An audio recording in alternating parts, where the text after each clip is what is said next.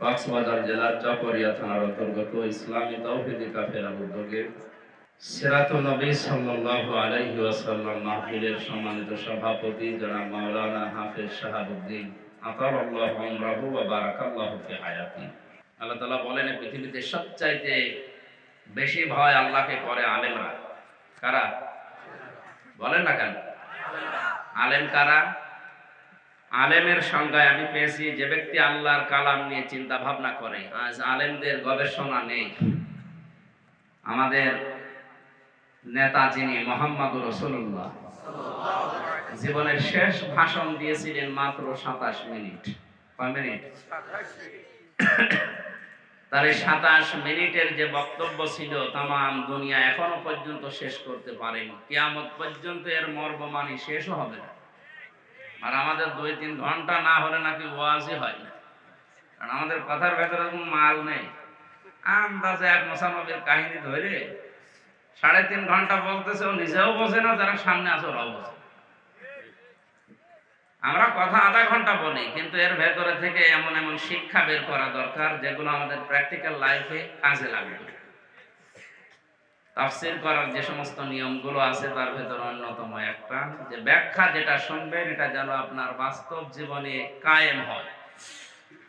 এই জন্য উদ্দেশ্য দিয়ে এই মাহফিলের আয়োজন করেছে যুবকরা। 2 নম্বরে, যে আলেম আল্লাহর ইবাদত করে তাকে আলেম বলা হয়।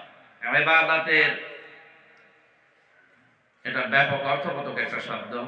এটা 9 প্রকার আছে মানব জীবনে। আমরা যেহেতু ইবাদত নিয়ে আলোচনা করছি না, এই জন্য ওদিকে যাচ্ছি না। 3 নম্বরে, আল্লাহ অসন্তুষ্ট হয় এমন কোন কাজ সে করবে না, সেখান থেকে বিরত থাকবে। আলেমের সংজ্ঞা কয়টা পেলাম?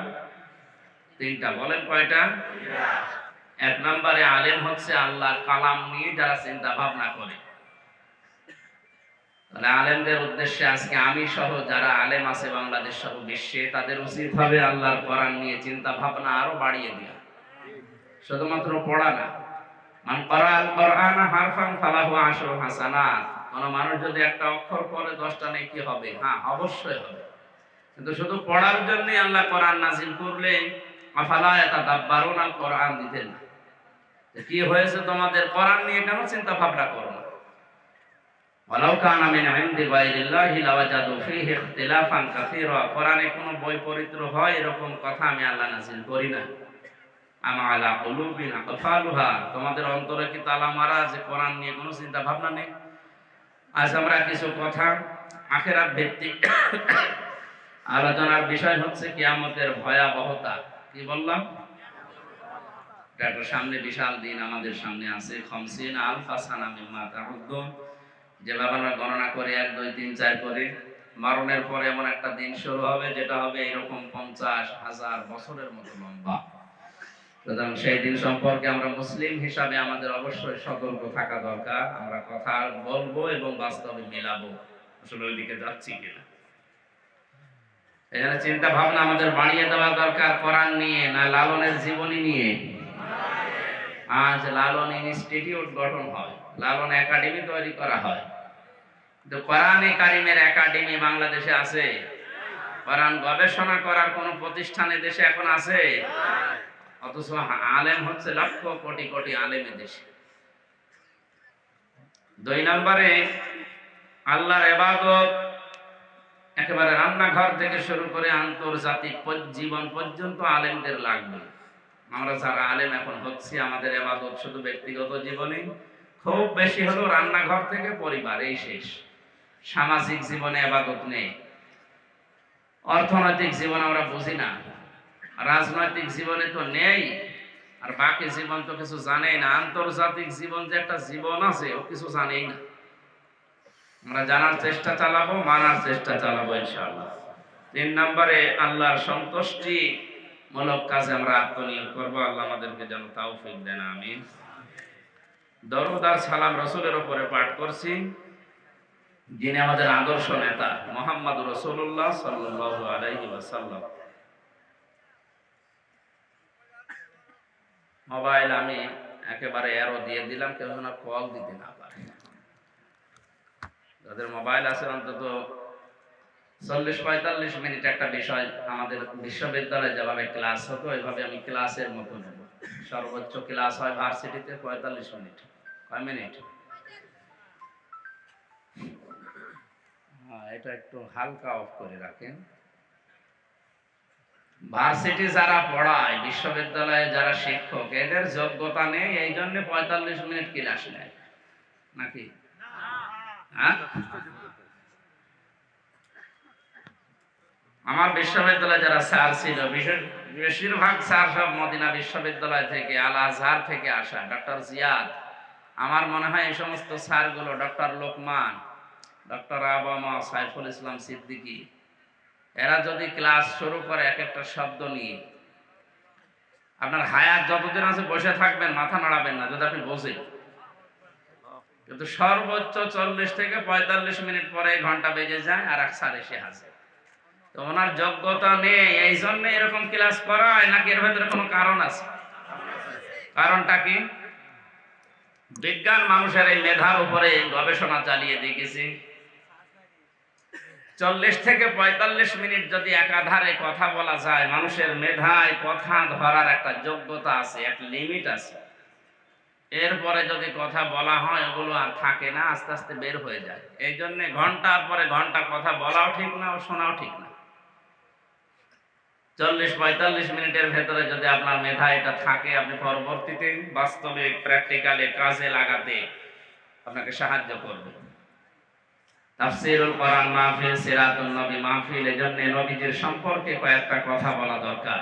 এই পৃথিবীতে একমাত্র, কেবলমাত্র, শুধুমাত্র মানুষের জন্য আদর্শ নেতা হিসাবে যাকে আল্লাহ ডাক দিয়েছেন তার নাম মুহাম্মদ সাল্লাল্লাহু আলাইহি ওয়াসাল্লাম। নবীজিকে আল্লাহ 7টা নাম ধরে পড়া কোরআনে ডাক দিয়েছেন। ইয়াসিন, তাহা, মুজাম্মিল, মুদাসসির, মুহাম্মদ, মুহাম্মদ, আব্দুন বা আব্দুল্লাহ। কয়টা? 7টা। কয়টা? কোরআনে এই 7টা নামে বিশেষ করে নবীজিকে আল্লাহ ডাক দিয়েছেন। নাযিরা ওয়া বাশিরা, মুবাশশিরা ওয়া নাযিরা, সিরাজাম মুনিরা, এরকম বহু নাম আছে। বিশেষত এই 7টার ভেতরে উল্লেখযোগ্য হচ্ছে ইয়াসিন। তাফসিরে কাবীর, আল্লামা ফখরুদ্দীন রাজি রাহমাতুল্লাহ আলাইহি এই বিশাল তাফসিরে সূরা ইয়াসিন ব্যাখ্যা দিতে গিয়ে জানিয়েছেন, ইয়া মানে হে, সিন মানে সাজ্জেদ। সিন মানে সাইয়েদের বাংলা অর্থ হচ্ছে নেতা। বাংলা অর্থ কি? আল্লাহ পাক ঘোষণা দিয়েছেন একজন মানুষকে নেতা বলে, তার নাম মুহাম্মদ সাল্লাল্লাহু আলাইহি সাল্লাম। আল্লাহ রাব্বুল আলামিন জানিয়েছেন ইয়াসিন, হে নেতা। হে বলেন না কেন? দুনিয়ার এমন কোন নেতা নেই যে নেতার জীবন সম্পর্কে তার কর্মীরা পরিষ্কার ধারণা রাখে। আপনি পারবেন না চেষ্টা করলেও। এদেশে এমন এমন নেতা আছে যাদের পেছনে আমরা ঘুরি, তাদের যুবক বয়সে কি হয়েছে, এর আগে তারা কি করেছে, এটা আমরা অনেকেই জানি। বলেন না কেন? সে যে দলের লোকই হোক, এই একজন শুধু মানুষ যার সম্পর্কে আল্লাহ কোরআনে কারিমে আয়াত নাযিল করে জানিয়েছেন, ওয়া ইন্নাকা লাআলা খুলুকিন আযীম। হে নবী, আপনি মহান চরিত্রের উপরে প্রতিষ্ঠিত। আযীম শব্দ আল্লাহ দুনিয়ায় কারো নামের আগে পড়ে দেন। হযরতে ঈসা, ইসমাইল নবী আলাইহিস সালামকে আল্লাহ একবার ডাক দিয়েছিলেন গোলামিন হালিম, আমার ধৈর্যশীল বান্দা। ইসহাক নবীকে আল্লাহ একবার ডাক দিয়েছিলেন গোলামিন হালিম, আমার জ্ঞানী বান্দা। আর বিশ্ব নবীকে আল্লাহ এমন নাম দিয়েছেন খুলুকিন আযীম, আমার মহান বান্দা। এত বড় বিশাল চরিত্র তাকে দিয়েছি, কিয়ামত পর্যন্ত মানুষ শুধু অনুসরণই করবে, এর কুল কিনারা পাবে না। কোন চওড়া জিনিস যদি কেউ মাপতে চায়, কোন গভীর জিনিস যদি কেউ মাপতে চায়, প্রত্যেকটি মাপার আলাদা আলাদা যন্ত্র আছে। নবীজির চরিত্র আল্লাহ এমন পুত পবিত্র মহান বলে ঘোষণা দিয়েছেন আযীম দিয়ে, কিয়ামত পর্যন্ত দুনিয়ার সব মানুষ মিলে যদি গবেষণা করে নবীর চরিত্রের কুল কিনারা পাওয়া যাবে না। এখানে আমি সহ যত মানুষ আছি একজনও বুকে হাত দিয়ে বলতে পারা সম্ভব না যে আমার বন্ধুরা, হে আমার স্ত্রীরা, দিনের বেলায় রাতের আধারে যা চলতে ফিরতে আমার ভেতরে দোষ ত্রুটি দেখতে পাও, এগুলো সব মানুষের কাছে খুলে খুলে বলে দাও। পারবে বলতে? কেউ পারবে না। অথচ বিশ্বনবী কথাটাই বেশি বলতেন, হে আমার সাথীরা, হে আমার স্ত্রীরা, হে আমার উম্মতেরা, আমার সাথে চলতে ফিরতে দিনের আলোতে রাতের আধারে যত দোষ ত্রুটি দেখতে পাও সব মানুষের কাছে খুলে খুলে বলে দাও। এই নবীকে আল্লাহ ইয়াসিন বলে ডাক দেওয়ার কারণ হচ্ছে, সিন মানে সাইয়্যিদুল আলামিন, সিন মানে সাইয়্যিদুল বাশার, সিন মানে সাইয়্যিদুল কাওনাইন, সিন মানে সাইয়্যিদুল আম্বিয়া, সিন মানে সাইয়্যিদুল মুরসালিন। জোরে বলেন আল্লাহু আকবার। সুতরাং সিরাত, বিশ্বনবীর বিশাল সিরাত যেটা পড়ে আছে, তার 1 থেকে 63 বছরের এই জীবন পুরাটাই আমাদের জন্য শিক্ষা। বিশেষ করে 40 থেকে 63 এই 23 বছর কোন মানুষ যদি অস্বীকার করে, না মানে, গোপন করে রাখে, ও সঙ্গে সঙ্গে কাফের হয়ে যাবে। নবীজির এই 63 বছরের 23 বছর নবুয়তের জিন্দেগি মাস্ট বি, আমাকে মানাই লাগবে। কারণ তিনি 1 থেকে 40 বছর পর্যন্ত মোহাম্মদ ইবনে আব্দুল্লাহ ছিলেন, এতটুকুই তার পরিচয় ছিল পুরা আরব জাহানে। খুব বেশি হলেও মানুষ তাকে আল আমিন আস-সাদিক বলে ডাকতো। কিন্তু 40 বছরে যখন কোরআনে কারীম পেয়েছেন, ওই দিন থেকে কিয়ামত পর্যন্ত দুনিয়ার মোহাম্মদ ইবনে আব্দুল্লাহ শুধু না, তিনি হয়ে গেছেন রাসূলুল্লাহ। কোরআনে কারীম জানিয়েছে মুহাম্মাদুর রাসূলুল্লাহ। হে নবী, দুনিয়ার কেউ যদি আপনাকে স্বীকার না করে, আমি আল্লাহ নিজে বলে দিলাম আপনি আমার রাসূল। কয় বছর বয়সে বলেছিলেন? বলেন না কেন? বলেন বলেন। বাংলাদেশ সহ তামাম দুনিয়ায় আজ যারা নবীওয়ালা কাজ করছি বলে দাবি করছেন, আপনি নবীওয়ালা কাজ করছেন না, আপনি করছেন মুহাম্মদ ইবনে আব্দুল্লাহর কাজ। কারণ তিনি ভালো ভালো কাজের আঞ্জাম 1 থেকে 40 বছর বয়স পর্যন্ত বিভিন্ন জায়গায় দিয়েছিলেন। পুরা আরব জাহানে ওই সময়ে তার জীবনে কোনো শত্রু আছে বলে আমি সিরাত গ্রন্থে পাইনি। 13টা কিতাব এখন প্রায় নবীজির জীবনের উপরে উল্লেখযোগ্য চলছে। তার ভেতরে রাহিকুল মাকতুম, এটা বিশ্ববিখ্যাত। সিরাত ইবনে হিশাম, সিরাত বিশ্বকোষ, নবী রহমত, মানবতার বন্ধু, এরকম 13টা কিতাব আমি ভার্সিটি থাকাকালীন শেষ করে দেখেছি। যতটুকু আমি কোনদিন নবীজির 1 থেকে 40 বছরে নবীর শত্রু আছে আমি পাইনি। কিন্তু 40 থেকে 63 এই 23 বছরে তার শুধু শত্রু না, তাকে 82 বার ডাইরেক্ট হত্যা করার জন্য ইহুদিরা চেষ্টা চালিয়েছিল। মানুষ তো একই। এতদিন পর্যন্ত যে কাজগুলো করেছিলেন মন মস্তিষ্কের গড়া চিন্তা ভাবনা নিয়ে, 40 বছর থেকে 63 এই 23 বছরে আর নিজের মন মতো কোনো কথা বলেননি, মন মতো কোনো কাজ করেননি। অমায়ান্তিকু আনিল হাওয়া ইন হুয়া ইল্লা ওয়াহয়ুন ইউহা। আমার নবী মন থেকে নিজের বানিয়ে কোনো কথা বলে না। নবী যেটা বলে সেটা ওহী, আমি যেটা নবীকে জিবরাইল দিয়ে বলতে বলি ওইটাই বলেন। এখানে আলেম যারা আছে তাদেরকে আবার বলছে, কোরআনে কারীমের সূরা হাক্কাতের ভেতরে আল্লাহ রাব্বুল আলামিন জানিয়েছেন, আমার নবী যদি মন থেকে বানিয়ে বানিয়ে কোনো কথা বলতো, আর যত জনগণের কাছে বলতো যে এইটাও আল্লাহ বলেছে, আমার নবীর ডান হাত আমি চেপে ধরতাম, কণ্ঠনালী কেটে ফেলে দিতাম। এমন কথা কোরআনে আছে? না আপনি আলেম? না আলেম না, এই কথা আছে কোরআনে? না না নেই, কথা এইভাবে নেই। আমরা এইভাবে সিলেবাস ভুক্ত আলেম যারা যেভাবে পড়েছি এইভাবে না। আয়াতটা বলেন তো দেখি।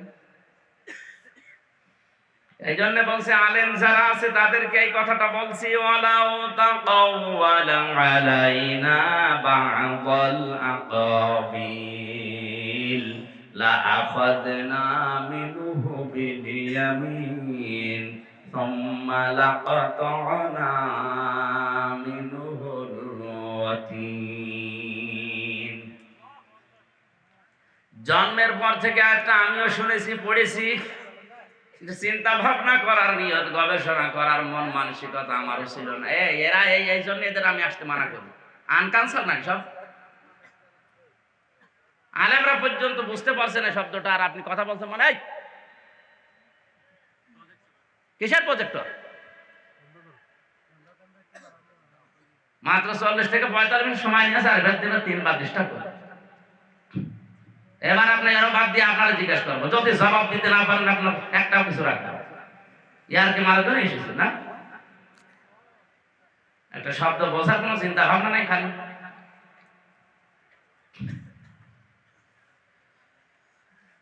চাকরিয়াবাসী খুব খেয়াল করে শুনবেন, এই হাদিসটা আমি বহুবার বলেছি। কোরআনের কোন শব্দ নিয়ে কেউ যদি চিন্তা ভাবনা করে, ও যদি নাও বোঝে, তাও 500 রাকাত নফল নামাজে সওয়াব হয়। এমনি এমনি আল্লাহ দিয়ে দেবে না। আমিও সিলেবাস ভুক্ত আলেম শেষ করেছি, ওনারাও দেখে বলতে পারছে না, ভুল বলছে। আমি ওইভাবেই বলতাম, আমি ওই জায়গায় বসলাম ওইটাই বলতাম। এই যে লা আখাযনা মিনহু বিল ইয়ামিন, বা মানে দ্বারা, দিয়ে কর্তৃক, প্রায় 33টা অর্থ আছে বায়ের। আল্লাহ তাআলা নিজে ধরতেন নবীজিকে তার ডান হাত দিয়ে। আল্লাহ তাআলা এখানে বিল ইয়ামিন দিয়েছেন, বিশিমাল দেননি, যে আমি বাম হাত দিয়ে ধরতাম। আমরা শব্দ কি বলেছি বলেন তো? কোরআনের ভেতরে আল্লাহ পাক যা দিয়েছেন, নবী যদি কোনো কথা বানিয়ে কোরআনের নামে চালিয়ে দিত যে এইটাও আল্লাহ বলেছেন, তাহলে নবীজির ডান হাত আমি চেপে ধরতাম, কণ্ঠ নালী কেটে ফেলতাম। এই কথা আমরা সবাই জানি যে এটা আছে। অথচ নবীজির ডান হাত আল্লাহ চেপে ধরতেন না। মিনহু বিল ইয়ামিন, আল্লাহ তাআলা নিজে তার ডান হাত দিয়ে নবীজিকে চেপে ধরতেন, বাম হাত দিয়ে ধরতেন। এই কথা নেই কেন? আমি আবার বলছি, আমি নবীজির ডান হাত চেপে ধরতাম, কণ্ঠ নালী কেটে ফেলতাম। এই কথাটা সঠিক হচ্ছে না, আংশিক সঠিক হয়। ফুল সঠিক হবে, সম্পূর্ণ হবে তখন আমি আল্লাহ নিজে আমার ডান হাত দিয়ে নবীজিকে চেপে ধরতাম। এখন আমরা প্রশ্ন, আল্লাহ ডান হাতে শক্তি বেশি না বাম হাতে? অবশ্য বাম হাতে।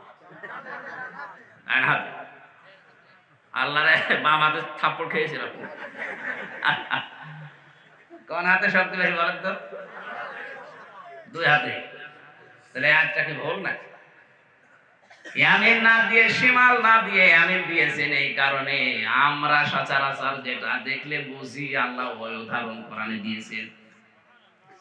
এমন এমন উদাহরণ যদি আল্লাহ দেয় যেটা আমাদের মাথায় ধরে না, বুঝবো আমরা। আমাদের সম্পর্ক আছে, জীবনের যে সম্পর্ক, এটা সময়ের সাথে, কিসের সাথে? আমাদের জীবনের সম্পর্ক আবার বলছি কিসের সাথে? সময় আছে, হামজা আছে, সময় নেই, হামজা থাকবে। আমার জীবনের সময় যদি শেষ হয়ে যায়, কালকে আমাকে আর কেউ হামজা বলবে না, বলবে মরহুম। কথা বলে না কেন? আমার জীবনের সবচাইতে আসল জিনিসের নাম কি? সময়। বলেন বলেন। জীবনের সম্পর্ক যেহেতু সময়ের সাথে, এই জন্য আল্লাহ আমাদের জীবন সংক্রান্ত যত কথা কোরআনে দিয়েছেন, সব জায়গায় কসম হচ্ছে সময়ের। ওয়ালা আসরি ইন্নাল ইনসানা লাফি খুস। আল্লাহ বলেন সময়ের কসম। কিসের? বলেন বলেন। যেহেতু সময় সম্পর্কে বললে আমরা সবাই বুঝি, এই কারণে মহান আল্লাহ সময়ের কসম দিয়ে আমাদের জীবনের দিকে ইঙ্গিত দিচ্ছে, ওই টাকা তোর জীবনের দিকে, আসল পুঁজি কিন্তু ফুরিয়ে যাচ্ছে। ইমাম মালিক রাহমাতুল্লাহ আলাইহি বলেন, এই আয়াতটা পড়ার পরে আমি বহু চিন্তা ভাবনা করেছিলাম, কিন্তু বুঝতে পারছিলাম না। বাজারে যাওয়ার পরে একজন বরফ বিক্রেতার আওয়াজ শোনার পরে আল্লাহর এই আয়াতটা আমি বুঝে ফেলেছি। বাজারে গিয়ে দেখে বাজার করার সময় বাজারের এক কোনায় দাঁড়িয়ে চিল্লাচ্ছে এক বরফ বিক্রেতা, যার পুঁজি গলে যায় তার উপরে রহম করো। বারবার এমন চিল্লানি মারে, আর মানুষজন তার কাছে গিয়ে ওই বরফ টাকা দিয়ে কিনে নিয়ে যায়, আর ও একই কথা বলে, যার পুঁজি গলে যায় তার উপরে রহম করো। চিন্তা করেন, পুঁজি আবার গলে কি করে, পুঁজি কি গলে যায়? কাছে গিয়ে দেখলেন যে লোকটা চিল্লায় ও বরফ বিক্রি করছে। রোদের তাপ বাড়ে, সূর্যের আলো বাড়ে, আর বরফ গলে যায়। বরফ গলে গেলে কি হয় বলেন বলেন? পানি তো যেখানে সেখানে পাওয়া যায়, কেউ আর কিনবে না। এ বরফটা অন্তত যতক্ষণ জমাট বাঁধা আছে ততক্ষণ আপনারা কিনে নিয়ে যান, কারণ আমার পুঁজি এর ভেতর আমি ইনভেস্ট করেছি। ইমাম মালিক চিৎকার মেরে ডাক দিয়ে বলে, আল্লাহর বান্দারা, আমি কিন্তু এই বরফ বিক্রেতার চিৎকারের মাঝখান থেকে আল্লাহর কোরআনের আয়াত বুঝে ফেলেছি। তার যেমন একটা পুঁজি ছিল খাটিয়েছে বরফের ভেতরে, আমারও একটা পুঁজি আছে, নাম তার হায়াত। নাম কি? আমার এই হায়াতটা আসলে আল্লাহকে দেখানোর মতো হায়াত কিনা, এটা তো বলে শেষ হয়ে যাচ্ছে। দিন যায় আমার হায়াত শেষ হয়ে যায়। আমি বোঝাতে চাচ্ছিলাম মানুষের জীবন সংক্রান্ত সম্পর্কগুলো সব সময়ের সাথে, এই জন্য জীবনের কথা বলতে গিয়ে আল্লাহ কসম দিয়েছেন কিসের? এখানে আল্লাহ আমাদেরকে ডান হাত বাম হাত দিয়ে বুঝিয়েছেন। ডান হাত এই কারণে, কারণ আমরা সচরাচর জানি যে বাম হাতের চাইতে আমাদের অন্তত ডান হাতে শক্তি। আল্লাহ রাব্বুল আলামিন বলেন, ডান হাত দিয়ে আমি আল্লাহ নিজে নবীকে চেপে ধরতাম। আলেমরা এটা সংশোধন করে নেবে, নবীজির ডান হাত আমি ধরতাম, এটা আংশিক সত্য। আল্লাহ বলেন, আমি আমার ডান হাত দিয়ে নবীজিকে ধরতাম। কেমন ভাবে জানো? এমন শক্ত ভাবে ধরতাম, ডান হাত দিয়ে যেটা ধরা হয় ওটা ফসকে যেতে পারে কম। শুধু এতটুকুই না, যে জিহ্বা দিয়ে কথা বলে ওই জিহ্বা আমি আল্লাহ কেটে ফেলে দিতাম। ফামা মিনকুম মিন আহাদিন আনহু হাজিজিন। আর এই ব্যাপারে নিষেধ করার মতো ক্ষমতা কারো ছিল না। এখানে আমি যেটা নিয়ে এসেছি,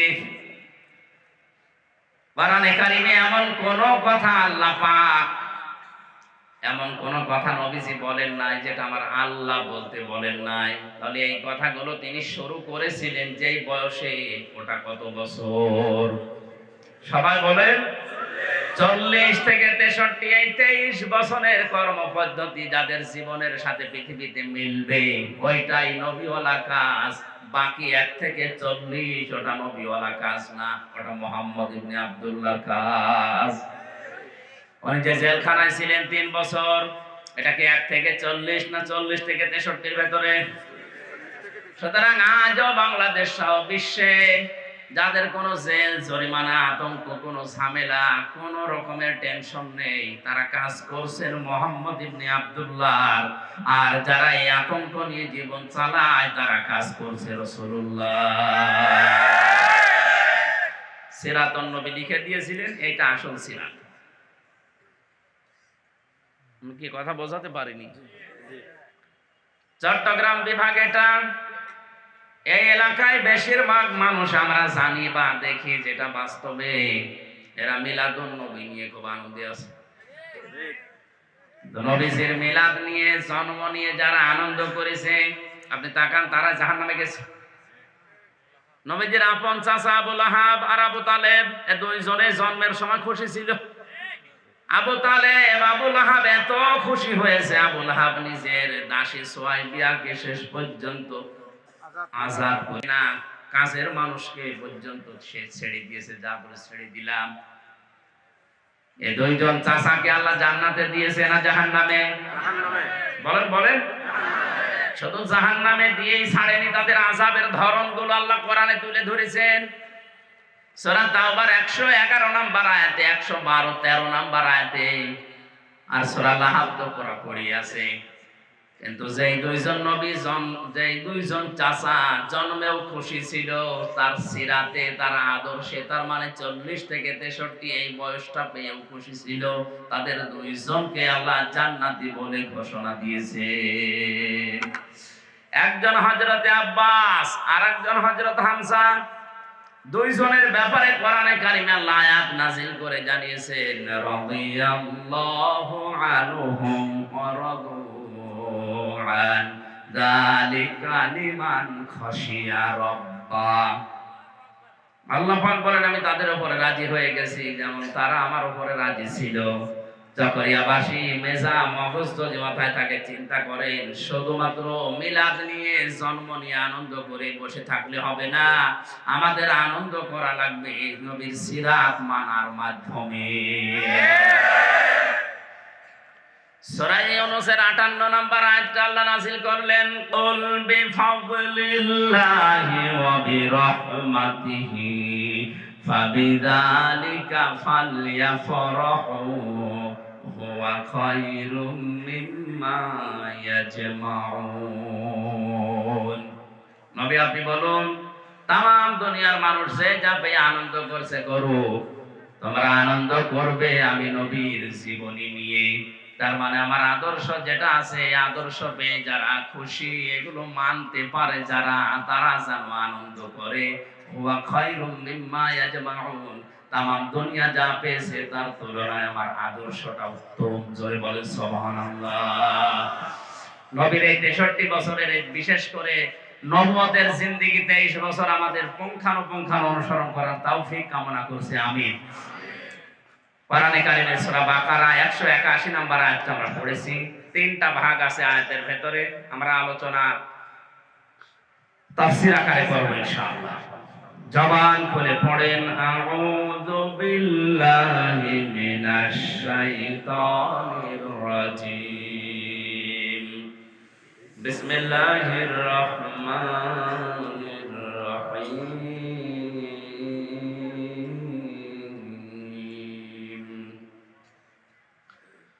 واتقوا يوما ترجعون فيه إلى الله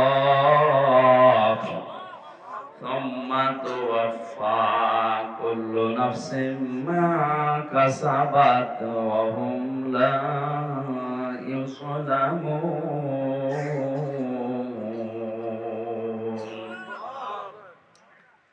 আল্লাহ রাব্বুল আলামিন বলেন, যেদিন তোমরা আল্লাহর দিকে ফিরে আসবে, সেদিনের অপমান ও বিপদ থেকে বাঁচার চেষ্টা করো। অত্তাকু, চেষ্টা চালাও, ভয় করো, বেঁচে থাকো। ইয়াওমান, ওই দিন সম্পর্কে, তুরজাউনা ফিহি ইলাল্লাহ, যেই দিন তোমরা আল্লাহর দিকে ফিরে আসবে। সুম্মা তুওয়াফা কুল্লু নাফসিম মা কাসাবাত ওয়া হুম লা ইউযলামুন, সেখানে প্রত্যেক ব্যক্তিকে তার উপার্জিত সৎকর্ম আর দুষ্কর্মের যে পুরস্কার, এটা তার পরিপূর্ণ করে দেওয়া হবে। ওহুম লা ইউযলামুন, কারো উপরে কোন রকম জুলুম করা হবে না। এটা বাংলা অর্থ। কোন আয়াত থেকে তাফসীর করতে হলে 1 নম্বরে শুদ্ধ তেলাওয়াত, 2 নম্বরে মাতৃভাষায় অর্থ, 3 নম্বরে ঐতিহাসিক প্রেক্ষাপট, 4 নম্বরে এর বাস্তব যে ব্যাখ্যা আছে ওইটা, 5 নম্বরে ওখান থেকে মূল শিক্ষা নিয়ে বাড়ি যাওয়া। আমরা অলরেডি 2টা করে ফেলেছি, 3 নম্বরে যাচ্ছি। কিয়ামতের যে ভয়াবহতা, এত কঠিন হবে ময়দানটা, মানুষের মগজগুলো টকবক করে ফুটবে, পায়ের নিচের যে মাটি জমিন এটা তামা হয়ে যাবে।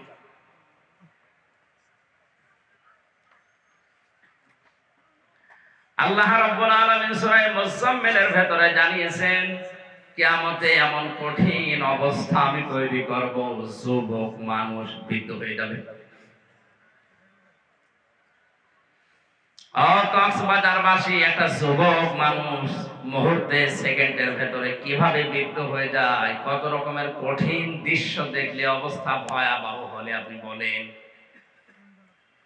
শুধু এতটুকু আল্লাহ বলেননি, ইয়াউমা তারাউনাহা তাযহালু কুল্লু মুরদিআতিন আম্মা আরদাআত ওয়া তাদউ কুল্লু যাতি হামলিন হামলাহা ওয়া তারান নাসা সুকারা ওয়া মা হুম বিসুকারা ওয়ালাকিন্না আযাবাল্লাহি শাদীদ। আল্লাহ পাক বলেন, হে নবী আপনি সেদিন দেখতে পাবেন এমন কঠিন অবস্থা আমি বানাবো।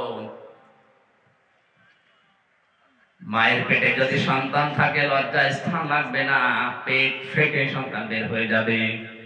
মানুষেরা পাগলের মতো দৌড়াবে, মানুষ মনে করবে পাগল হয়ে গেছে, অথচ এরা পাগল হয়নি, আল্লাহর আযাবের কারণে এরকম করছে। দূরের বাচ্চার কথা মা ভুলে যাবে, সন্তান বের হওয়ার জন্য মানুষের আর লজ্জায় স্থান লাগবে না, পেট ফেটে হঠাৎ বের হয়ে পড়বে। এরকম কঠিন অবস্থাতে মানুষ শুধু একটা আওয়াজ ময়দানে হাসরে দেবে, ইয়া নাফসি ইয়া নাফসি, পানি চাই পানি চাই।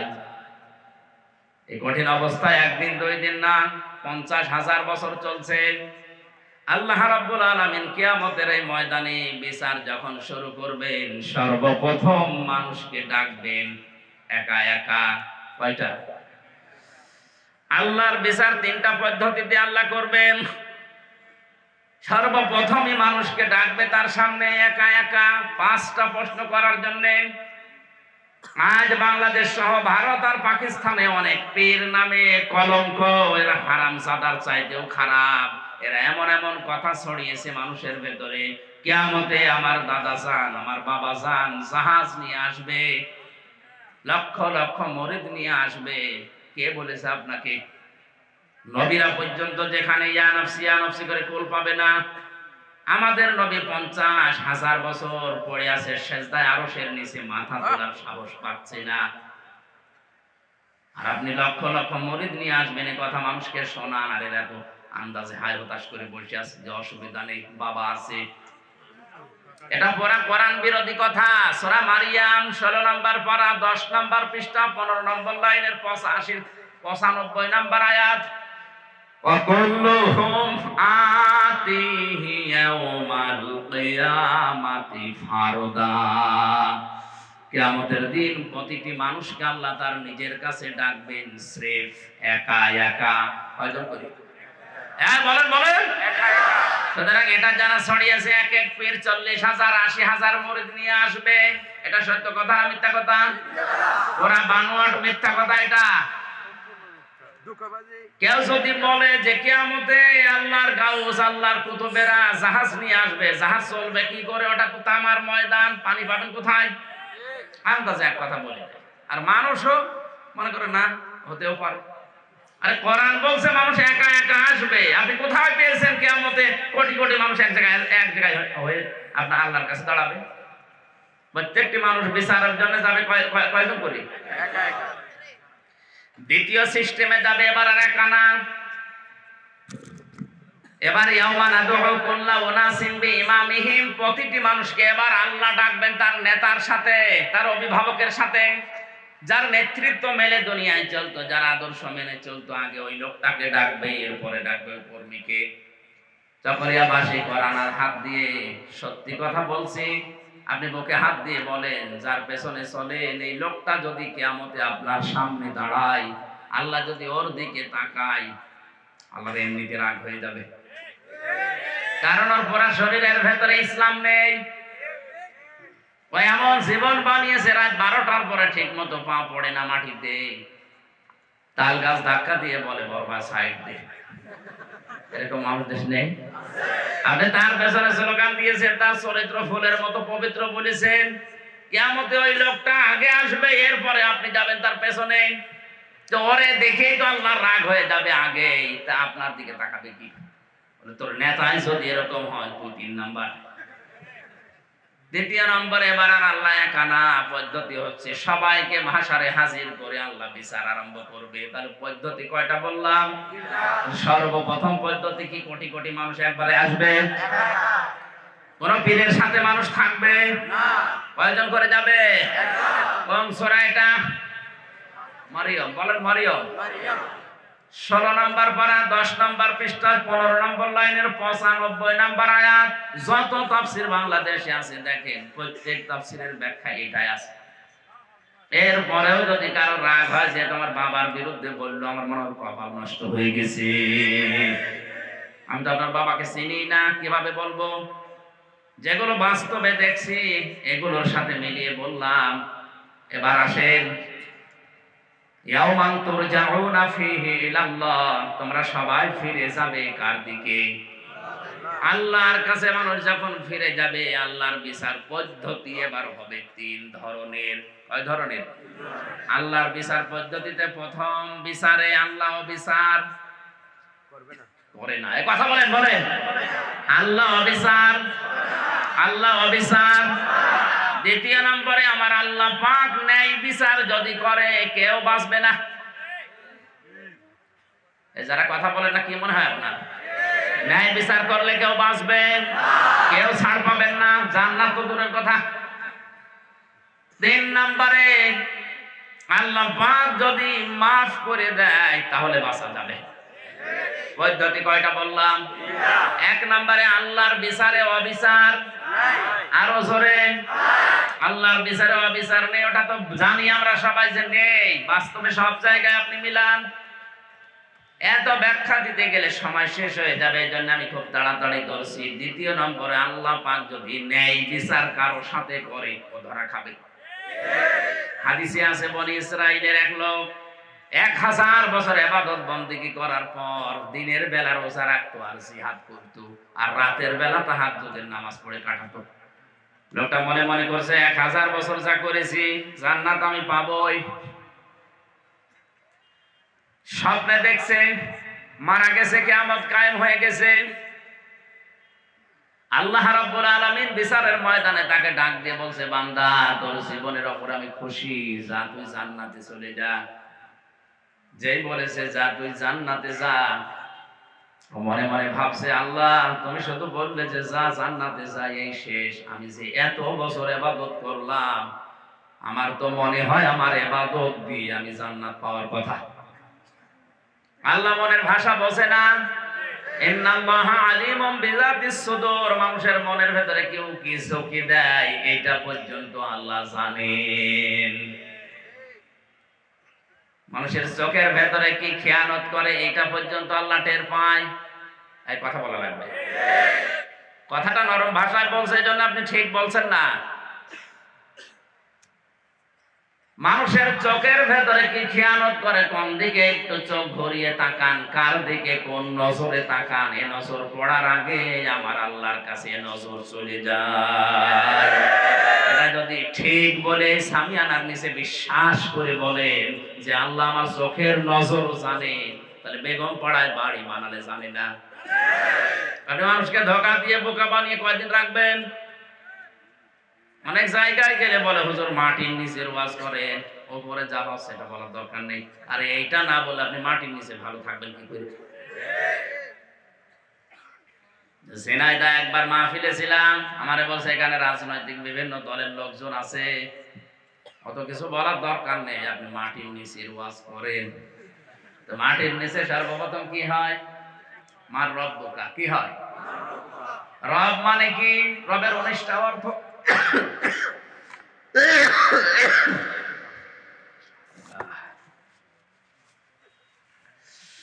19টা অর্থ পেয়েছি আমি রবের। সামারাইজ করে 5টা বলছি। 1 নম্বরে রব মানে আইন দাতা। কি? এখন যদি মারা যান, কবরে যদি ফেরেশতা জিজ্ঞাসা করে মার রব্বুকা, আপনি বাঙালি একবারই তো বলে ফেলবেন আমার রবকে জানো না আল্লাহ। ফেরেশতা অত বোকা না, ডাক দিয়ে বলবে আল্লাহর বান্দা, বাংলাদেশে বাড়ি, একবারে রব আল্লাহ বলে ফেললে তোমার দেশে আল্লাহর আইন কয়টা ছিল বলো দেখি। এই কোরআনে শরীয়তের বিধান আছে 500 আইন। কয়টা? আরো জোরে বলেন। একটাও আমাদের দেশে চলে না। আপনি কি করে বলবেন যে রব্বি আল্লাহ? প্রথমেই ধরা খাওয়া লাগবে। দ্বিতীয় নম্বর তো আরো কঠিন, আর 3 নাম্বারটা আরো কঠিন। তাড়াতাড়ি উনি এসে বলছে, হুজুর মাটির নিচের ওয়াজ দরকার নেই, উপরের ওয়াজ করে। উপরের ওয়াজ, উপরে গেলে তো আরো ঝামেলা, যে গানে নিয়ে যাবেন ওই জায়গায় ঝামেলা হবে। আপনি যদি আমার হাসরের ময়দানে না পুলসিরাতের ঘাটে নিয়ে যান, ওইটা আর এক ঝামেলা। পুলসিরাতের আয়াত আছে 71 72 নাম্বার আয়াত সূরা মরিয়মের বিস্তারিত ব্যাখ্যা যদি কোনোদিন আসি। এদিকে আমার মনে হয় যে 6 রমজান একটা মাহফিল আছে চকরিয়া বাজারে, এখানে যদি আসি, এখনো দাওয়াতটা আমি কনফার্ম করি না, আসলে পুলসিরাতের উপরে আমি কথা বলবো। অনেক মানুষের ভুল ধারণা আছে এই পুলসিরাত নিয়ে, আমি ক্লিয়ার করবো। 1 ঘন্টা কথা যদি ওখানে বলি ইনশাআল্লাহ দেখবেন। আজকের আয়াতটা শেষ করছি। আল্লাহর বিচারে অবিচার নেই। 2 নম্বরে আল্লাহ ন্যায় বিচার করলে যে মানুষ বাঁচতে পারবে না, এই বনি ইসরাইলের লোকটা মনে মনে যে সিদ্ধান্ত নিয়েছে আমার ইবাদত দিয়ে তো আমার জান্নাত দেওয়ার কথা, আল্লাহ পাক বুঝে ফেলেছেন। ফেরেশতাকে বলে, ফেরেশতা এর মনের কি কামনা বাসনা আমি বুঝতে পেরেছি। এর একটু জাহান্নামে যে জায়গায় গরম ওঠে, ওই জায়গার পাশ দিয়ে ঘোরা, যেখানে খুব বেশি গরম ওই জায়গার পাশ দিয়ে ঘুরিয়ে নিয়ে এসেছে। কাছে যাওয়ার পরে পিপাসায় কলিজা ফেটে যায়, ডাক দিয়ে বলে, আল্লাহর ফেরেশতারা আমি আর বাঁচতে পারি না, আমারে পানি দেন। ফেরেশতারা বলে, দুনিয়া না, এটা কিয়ামতের ময়দান, মাগনা পানি এখানে দেওয়া যাবে না। যদি পানি পেতে চাও তোমার জীবনের 500 বছরের ইবাদত দেওয়া লাগবে। মানুষ যখন অস্থির হয়ে পড়ে তখন তার দিক দ্বারা ঠিক থাকে। ডাক দিয়ে বলে, আল্লাহর বান্দারা, আল্লাহর ফেরেশতারা আমি কি করব, নেকি দিয়ে আমার জীবনই বাঁচে না। ঠিক আছে দিয়ে দিলাম। আতঙ্কে বলে ফেলেছে। 1 গ্লাস পানি যখন ভেতরে ঢুকিয়েছে, পানি ভেতরে গেলে কিসের চাপ দেয়? প্রসাব। কিসের? এবার প্রসাব যখন লেগেছে বলছে ফেরেশতারা আমার একটু জায়গা করে দাও। জায়গা দেওয়া যাবে না, জায়গা করে দিতে পারি, বাকি 500 বছরের নেক আমল দেওয়া লাগবে।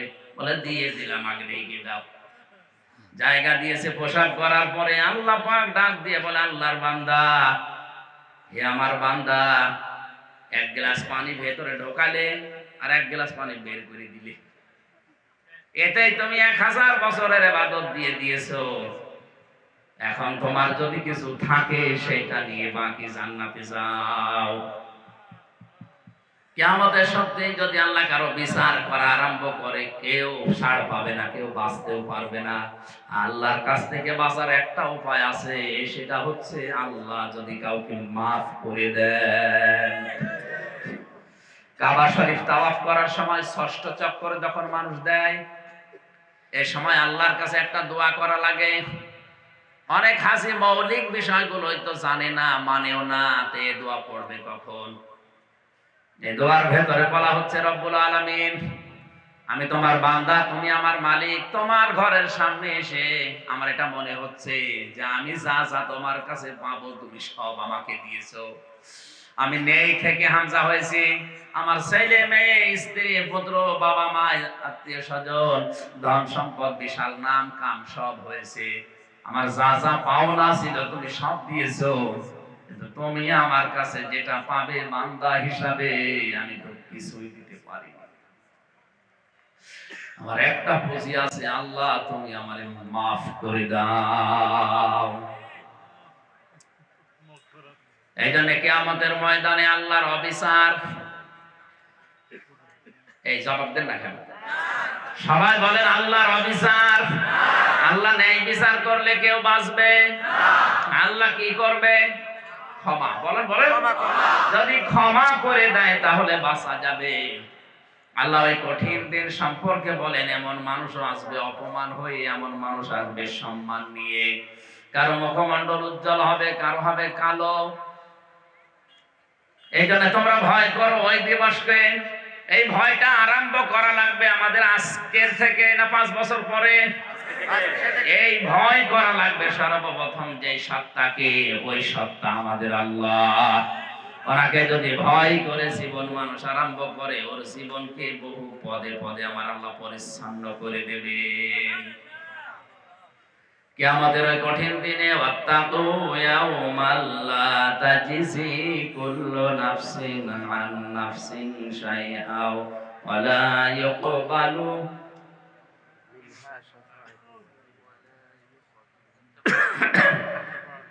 মিনহা শাফাআতুন ওয়া লা ইউখাযু মিনহা আদলুন ওয়া লা হুম ইনসারুন। আল্লাহ তাআলা বলেন ওই দিনকে ভয় করো, যেই দিন কোনো বেচা কিনা চলবে না, কেউ কারো উপকারও করতে পারবে না, কেউ কাউকে বন্ধু হিসাবে পাবে না, কোনো মানুষ ওই জায়গায় অবিচারও পাবে না, সবাই পাবে ন্যায় বিচার। এজন্য আমাদের উচিত হচ্ছে ওই দিনকে ভয় করে বাকি জীবনটা সামনের দিকে এগিয়ে নেওয়া। যারা এভাবে জীবন গঠন করতে পেরেছে তারা আজ চিরন্তন হয়ে আছে। যেমন হযরত ওমর খুব ধনী মানুষ ছিল জীবনে, তা না। খুব নাম করা মানুষ ওই সময় ছিল, তা না। তিনি ছিলেন টপ টেরর। আমি জেলখানায় কয়েকজন টপ টেরর পেয়েছিলাম, তার ভেতরে অন্যতম হচ্ছে সুইডেন আসলাম। নাম শুনেছেন? 27 বছর প্রায় জেলে আছে। 65-70 বছর হয়ে যাবে ভদ্রলোকের। আরেকজন ছিল মুকিম গাজী, 160 বছর জেল। ও কিয়ামতের পরে বের হবে। এরকম টপ টেরর, টিটি, এই বড় বড় আসামিগুলো ওখানে ছিল আমাদের সাথে। আমি দেখেছি এই মানুষগুলোর জীবনে কি গো, কি ভয়ঙ্কর চেহারা, দেখলে মনে হয় পানি পিপাসা লাগে। কত মার্ডার করেছে শুধু আল্লাহ জানে, আরো জানে। সুইডেন আসলাম, নাম শুনেছেন? আসলাম ভাই মান্না একটা বই করেছে না, মগাজন হুজুর কিছুই জানে না। আসলাম ভাই একটা বই নেই, সিনেমা নেই, ওর জীবনে দিয়ে বানিয়েছে। সুইডেন আসলাম মানুষ মারতো এই দেশে, চলে যেত সুইডেন। সুইডেনে মানুষ মারতো, আবার এখানে চলে আসতো। এইরকম ভয়ঙ্কর মানুষ। দোয়া করছে আল্লাহ তাকে যেন হেদায়েত দান করে। 27টা বছর জেলখানার অন্ধ প্রকোষ্ঠে আছে, আরো কতদিন থাকবে আল্লাহ জানে। আল্লাহ যেন হেদায়েত দান করে, জোরে বলেন আমিন। এজন্য আমাদের উচিত হচ্ছে, হযরতে ওমর এরকম ভয়ঙ্কর মানুষ ছিল এলাকায়। শিশুরা যদি ঘুম না আসতো, খেতে না চাইতো, তখন মায়েরা বলতো, হা হোনা ওমর, ওমর আসতেছে, তাড়াতাড়ি খা। ভয়তে খাবার খেয়ে নিত। কেমন ভয়ঙ্কর মানুষ বলেন। জেলে যাওয়ার প্রায় 3-4 মাস পরে আটক ছিলাম, তো কোনো জায়গায় যেতে দিত না। এই লোকটা একবার দেখা করতে এসেছে, নাম শুনেছি যে এখানে সুইডেন আসলাম আছে। মানে রাত 8:30টার দিকে এসে আমার বলো, সালামু আলাইকুম। কি গো, এখন তো কারো বাইরে থাকার কথা না, কারণ বিকাল 4টার পরে সবাইকে তালা লাগিয়ে দেয় ঘরে ঘরে, সকাল 7টায় আবার খুলে দেয়। এই লোকটা এই রাতের বেলা আসলো কি, ইনি কোনো অফিসার নাকি? আমারে বলছো, হুজুর আপনি আমির হামজা, আমি নাম শুনে এসেছি, আমার নাম সুইডেন আসলাম। আমার তো পানি শুকিয়ে গেছে।